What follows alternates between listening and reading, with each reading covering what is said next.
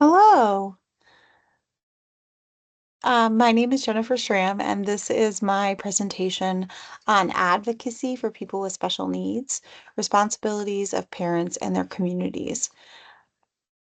This is a picture of my sister Joy. She's the one in the goggles, and some of her friends at a recent trunk or treat that she had the other day. During this presentation, I'm going to go through the pre-work, so what my topic is and why I chose that topic. I'm going to review the research, so the resources and information that I gathered during this project, and then I'm going to talk about my new learnings, the things that I learned and the evidence that I have, and then the things that connected to the course. I also am going to talk about a question that I came up with and my future learnings and what I'm going to work on um, gaining in the future, the information I'd like to learn, and then a question for you. Okay, so pre-work. My topic is caregiver advocacy. Specifically, I wanted to know what it looked like in real life to advocate for whole child care. This topic is really important to me because I'm going to need it in my future because I will eventually be the caregiver for my sister Joy, who is an adult with special needs. Um, the aspect of inclusion that I was focusing on is education, community health, and social services, because those are the things that kind of fell under the bucket of parent advocacy. My interview was with my parents, Bob and Mary Johnson. They're currently my sister's primary caregivers, and they have full guardianship. I'm the secondary guardian and will be fully responsible for Joy whenever my parents are unable to do so. Okay, before I did this interview, I didn't know a lot about my parents' advocacy journey. I wasn't sure, um, really anything about how they had learned what they needed to learn or what advocacy they had done for Joy or anything. So I learned a lot in that interview. What I did know was that they have always communicated that they felt really lucky to have the community that we had, to live where we lived, that we lived in a really great place to live, to have a person with special needs in our family. Even when Joy was 3, so that was when she started school. Um, and we had people coming to our house from when she was 6 months old. So I knew that my parents really appreciated that about our community and the things that we had available for us here. I also know that Joy had a really great experience at school. She did not attend general education. She went to a special needs school that was a separate experience for her, and I knew that that had been a really good experience. So that's kind of what I knew going into the conversation. The coursework that I chose the Equity, Parental Caregiver Power, and Disability Policy in U.S. Context.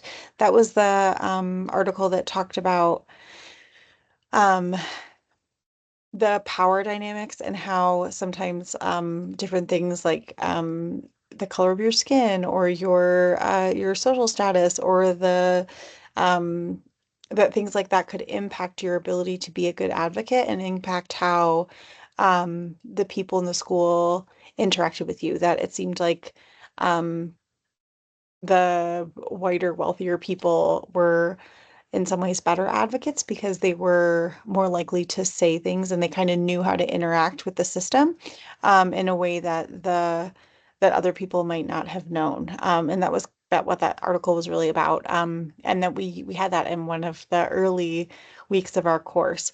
It gives an example of how difficult it can be for a parent to advocate for their child when they're at a social, economic, or racial disadvantage, which is relevant because it shows the inequality and inequity in advocacy potential for parents, that it can be more difficult depending on your background. The second resource I chose was the benefits and barriers to person-centered planning for adults with developmental disabilities. This article I thought would have, I would see more of it showing up, but the people that I really interacted with during this research and the conversations that I had were more with children, or the parents were of children who were not cognitively as accessible, and so they didn't have as many like voicing of what they wanted or what they needed. And so this paper, although I thought it would be kind of applicable, didn't really end up showing up in my actual experiences. But it did give examples of things that get in the way of person-centered care, which is relevant to the topic and shows how many components can go into caregiving that make it kind of a complex topic. The resources that I picked or that I looked for to learn more about this and to help my understanding. The first one was the title's really funny. It's like I have an advantage in all of this. Experiences of advocacy by parents of children with disabilities from professional backgrounds. And that really, this study, it was a qualitative study that shows the parents with higher education or more influence or more influential jobs were better advocates for their children, which is just another example of how there can be inequality depending on the different, I don't know, states of being of the parents. The second resource was called Exploring the Advocacy Process and Its Products Among Parents of Children with Disabilities. This article follows a number of parent advocacy experiences and tries to understand what differs between the positive and negative advocacy experiences and how that interacts with the process of advocacy. I thought that it would give me more context to what advocacy might look like and the options that might be available, as well as how they're both positive and negative, which was true. There was a lot of information in that article about just individual people's stories. And I think the more, um, I don't know, it was more of a qualitative study. Um, and I think in this sort of scenario where you're trying to look at real life experiences and what it actually looks like in real life, not just what it looks like on paper, the this sort of study where you're talking to many people and looking at all of their different experiences is more applicable. Okay. So this is the evidence of my interview. So these are the questions that I asked my mom. This was the questions I prepared. I don't know if I actually asked her every single question. We kind of went around a lot, and my dad ended up there originally. I was just going to interview my mom, but my dad was there, so he participated too. And then the questions at the bottom were questions that I asked some of the moms in the baseball group because I actually went to Joy's baseball game. She has a group of people that get together. It's a nonprofit organization that provides them like space and uniforms and everything to have a baseball league. So she participates in that and she has a bunch of friends in that group. So I went to that game before the interview with my mom and I talked to some of the moms and dads at that group. And the questions that I asked them are there too. So what advocacy looked like and what was helpful in that group or why has that group been helpful to them? Okay, this is the evidence of my setting up of the interview, my text messages with my mother, and then some of the notes that I took, and then I have an additional page with notes. That picture up there was Joy, my sister Joy with one of her friends from that group of people at the trunk or treat from last year. The first one was from this year, but anyway, okay. These videos are very long, so I'm not going to play them. There's two parts to my interview. I will include the links in the body of this. So if you want to watch an hour of me talking to my mom, you can. But this was those two videos. Okay. Oh, it's gonna play them. We're just gonna keep going. Okay. Okay, that was fun. So, new learnings. So, being included in the general education classroom does not necessarily create a social community that is equal to that of an able-bodied student. This was sort of a sideways learning. So I was really asking about the parents and their advocacy and like what they had to do to get what their child needed. And what sort of came up multiple times was that even though they had felt like they were able to advocate for their child to get the educational needs met. So they were able to get what they needed for, in this case, Nathan's education. He was able to get the things he needed in his classroom to feel like he had a good education. He was able to then transition to Lutz, which is Joy's school that she goes to now. It's a job training school. So he was able to transition into that school when he turned 18 and was able to leave high school and go to that. Um, that even though he had his educational needs met, that there was this huge kind of social gap. And I kind of communicated that here. So it said Nathan attended general education public school his entire education, but during that time he wasn't invited to any birthday parties or sleepovers. He didn't have a regular friend group. Not until he became a part of the Challengers baseball team and started attending Lutz that he kind of had that community of friends. Um, the Challengers baseball team is the special needs nonprofit I was talking about earlier. As a young adult, this new group of friends has really significantly increased his overall well-being and human experience, and has really created, I think, what definitely came out of my learnings through this course and through these conversations was how impactful and important community is for the caregivers and the people who um, are having to participate in this work that is really lonely sometimes and feels um, really isolating. There's another story in a minute that I think really exemplifies that. But anyway, so this was one of my big learnings that I wasn't looking for and I was surprised to learn about, but was just that Nathan's experience in the public education system, although they, Sandy really felt like he got the education he needed, where she didn't feel like he was able to succeed or where he didn't, what really fell short was the social aspect and having those relationships and friendships and feeling like you're a part of the gang. That he didn't really have that until now. And then for my sister Joy, she has attended Bovishin School, which is a separate special needs educational program. And that is because she was more cognitively um, not as able. So because of that, at the time, this is where that's where she was told to go. So she grew up in this school. She had a group of friends always. She was in a lot of the same, like she literally went through school from like 3 years old all the way up to 18 in the same building, and with a lot of the same people, almost all of the same people. So she had a lot of friends, just a group of friends that she always was with, another Nathan, not this Nathan, but a different Nathan. And then Gillen and Daniel. She had this like group of this like I don't know, they were like a little clique of friends. And they did everything together. They went to Special Olympics together and all this stuff. So she had those really close friends. And during that time that she was at Bovish, she was asked to go to prom. She ran for homecoming queen. She went to lots of birthday parties. And just was really loved and cherished by her teachers. And she had a lot of friends in school. And when she joined the Challengers baseball team, it was still like really a great community of like new people for her to get to know and see and hang out with. But it wasn't her only friends. And they sort of have become that, I think, now, because she sees them the most because they have such regular meetings.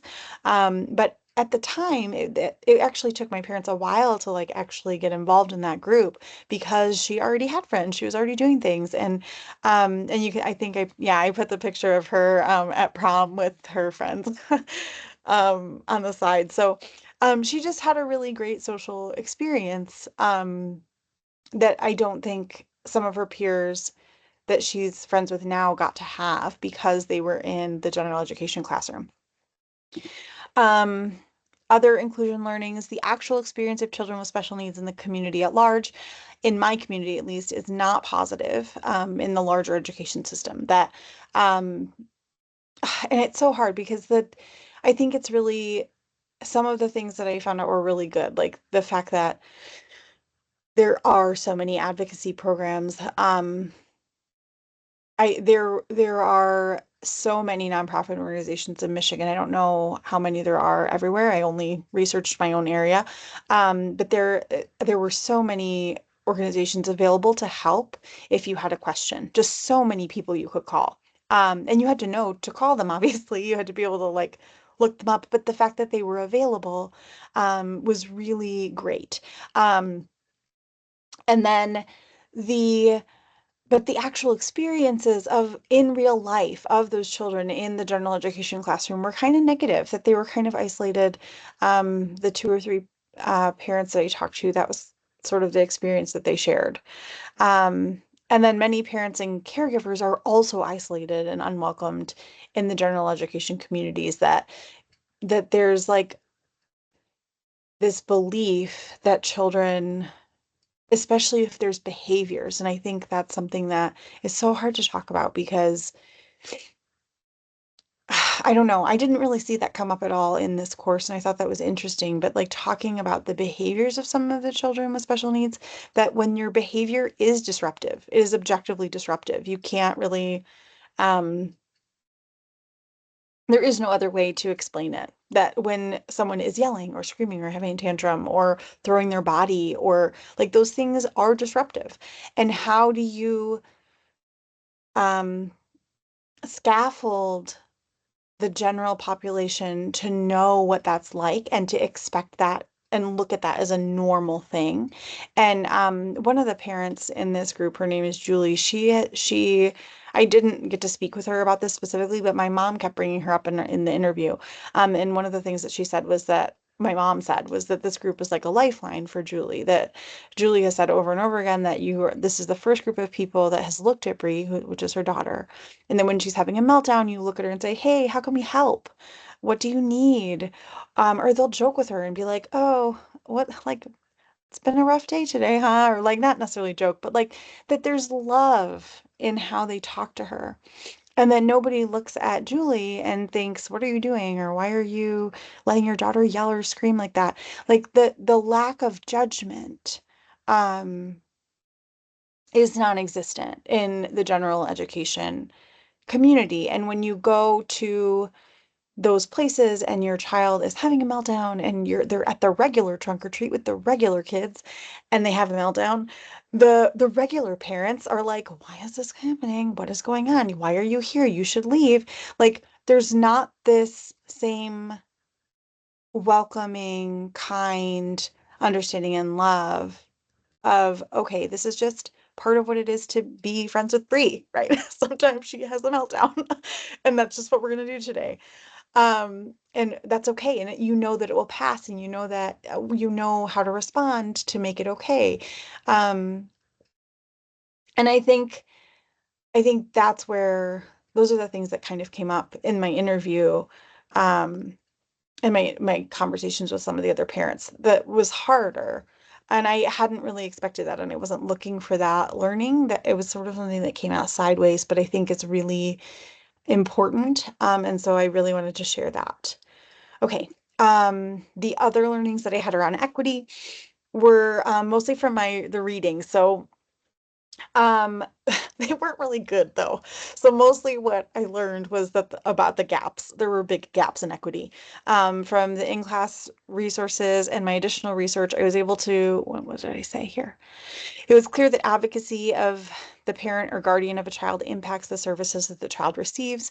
So whether or not a parent or guardian is advocating is directly correlated to whether the child gets those resources. In the research. What I don't know is what that looks like in real life, right? So, what I do know is that my mom and my family had a really great experience, and so did the families that I spoke with. That Michigan, at least, has really great um, advocacy programs. We have a really great school system. The MISD school system just is full of resources and people who want to help. There's more about that in a minute. But I really felt like, um, so I feel like I don't know that this is 100% true, but what I do know is that in the research and from in the general consensus from that research is that your the parent or guardian advocacy does seem to affect the services that the child receives. And that the education and continued support of those caregivers solves the problem, or at least can solve the problem or help with the problem. Access. Okay, this is what I was just talking about. It was on the slide. Okay. Advocacy support programs work. So, in both articles I found in my research, I was noted that education of caregivers can increase the effectiveness of the caregiver's ability to advocate, which was really great news. Like having a little bit of education or just having information allows a parent to be a better advocate.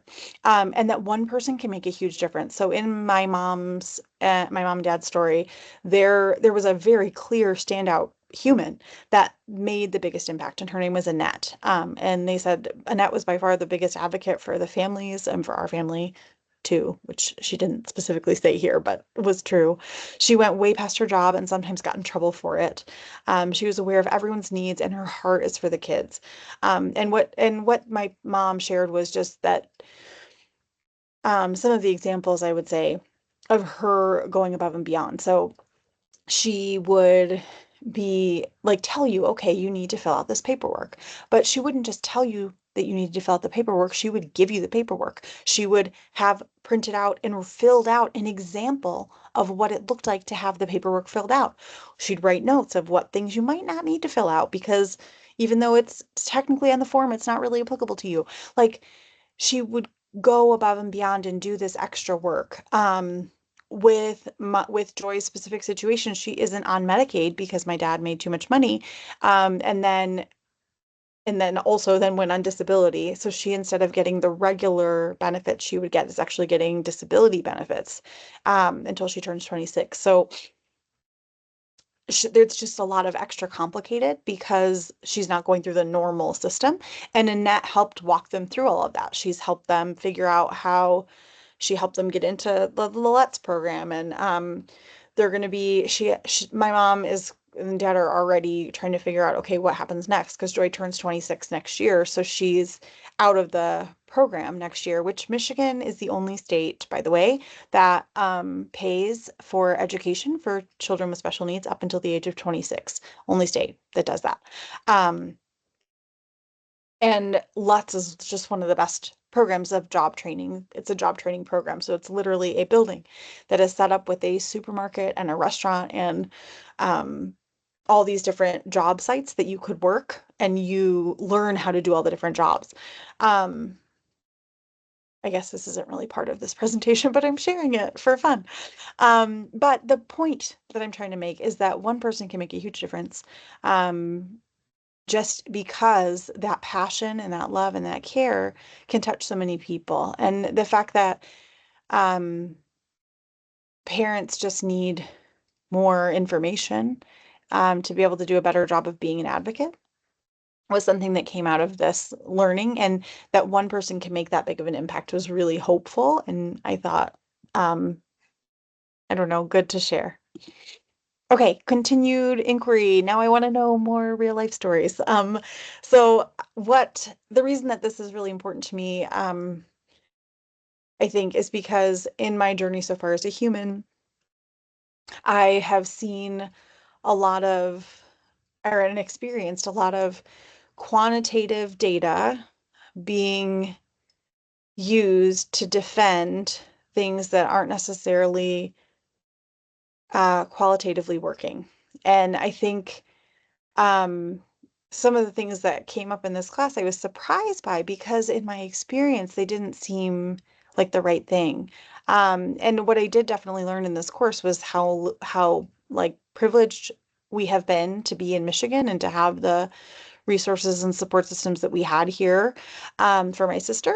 That if we hadn't been in Michigan, it might not have been like that. Um, anyway, I think what I would like to learn more about and what I would like to continue to investigate is just what is it actually like in real life. So more stories, more experiences, finding out more about the special needs people in my community and the people that are in my circle, and what Joy's future kind of looks like and the people that she'll be interacting with and their stories, and just sort of learning more about all of those things is sort of my next step. I've already been working on that. So because of this interview, I had a bunch of other things line up. I went to the trunk or treat that they had for the school. I actually helped support that through Starbucks. I was able to donate some things.